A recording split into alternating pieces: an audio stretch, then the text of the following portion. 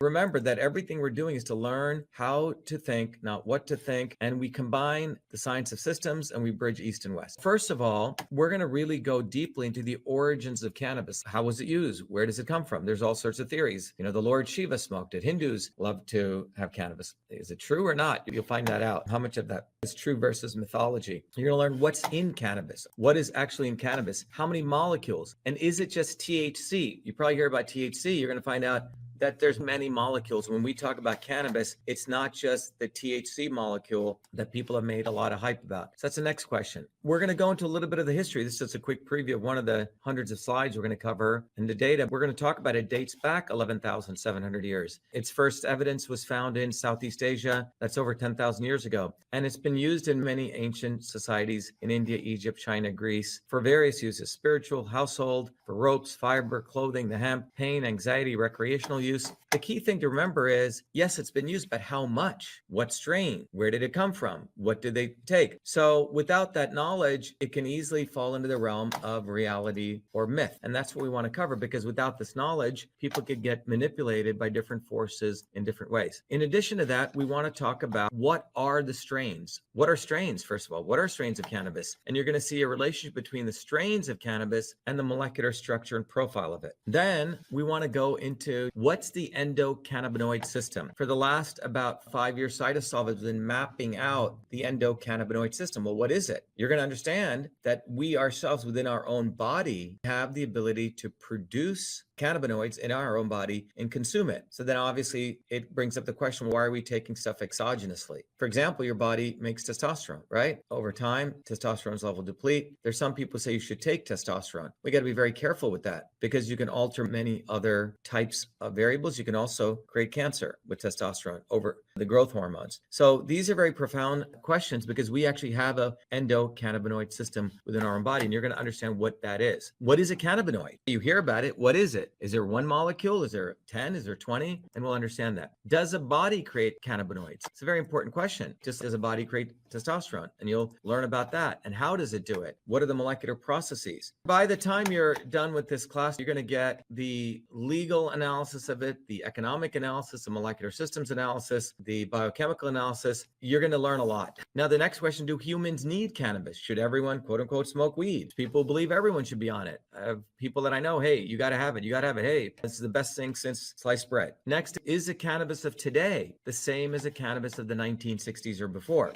Someone just sent me a video saying, oh yeah, the Hindus used to have it. They believed it was helping everything. Which strain? What did they have? All of it, some of it, etc. Is it a panacea? Is it a cure-all? There's people running around saying it'll cure this, it'll cure that. Whatever you have, it'll cure. Is that true? Next thing we want to talk about is issues to consider. Who should consume it and how it affects people in different stages? Whether a mother smoking or ingesting it, how does it affect the child? Early development, how does it affect people between the age of, let's say, 5 to 15, or sorry, 0 to 8, and then teenage years, right? 12 to 15 or 18, and then adulthood. It varies significantly. How will it affect different people at different stages of development? Again, extremely important to understand. Remember, one of the goals in science is nothing is about this is good or bad, or you have to do this or this. One of the important questions science always brings up is how much? Very much like the climate change fanatics. CO2, well, how much CO2? They never really discuss this. They never really get into the details of this. How much is a very important question in science, and how much can vary by many different variables. If you're a baby,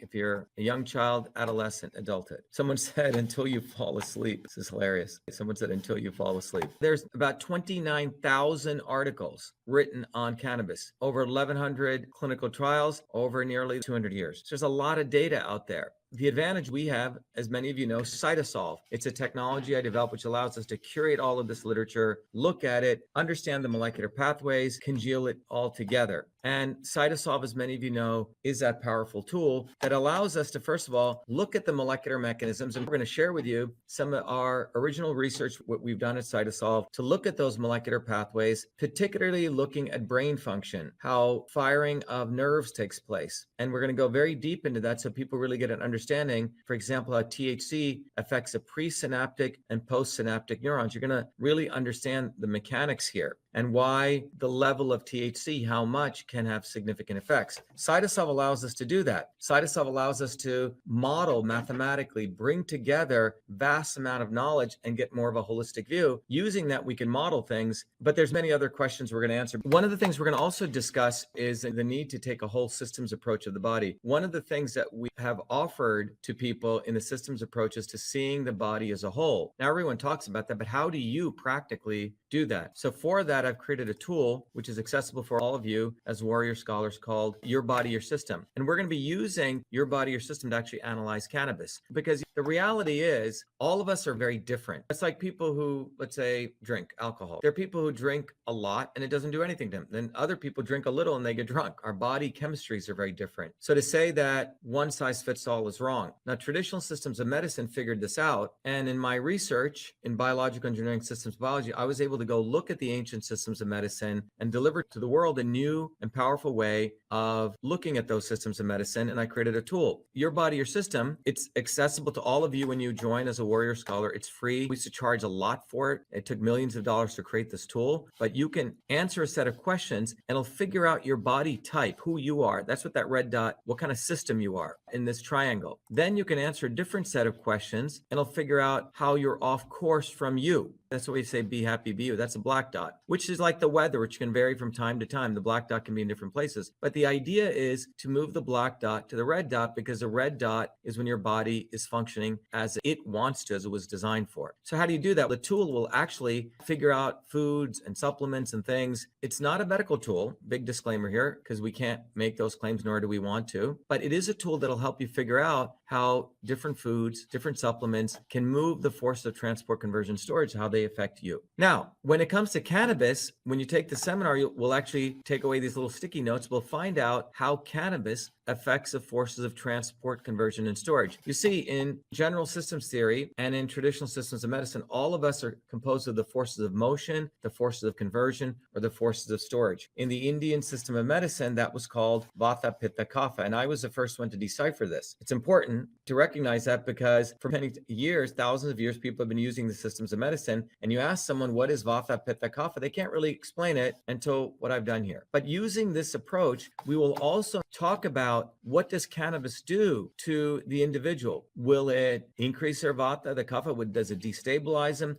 What does it actually do from a systems approach? Then the other thing is, we're also going to talk about why was it legalized versus decriminalized? Remember, cannabis was illegal. Why was it legalized? And what does it mean to be legalized versus decriminalized? This is also important to understand from the economic issues. And what is the economic model of cannabis? How are people making money today? And what is the trajectory? Where are the trillionaires going to come out of this? And what is the trajectory of doing that? We want to talk about that because you want to understand where all of this is going. We're also going to talk about who gains to profit from cannabis the most. Who's going to profit the most? And also we're going to talk about who's going to lose the most. Is cannabis safe? Is it addictive? Very important question. One wing of this issue says it's absolutely safe. It's not addictive. I can get off weed anytime I want. It's absolutely safe. That's one wing. The other wing says it's dangerous, it can hurt you, and no one should touch it. What is it genuinely good for? So what does the science say? One is people having all these feelings and anecdotal things, but what does the current science say?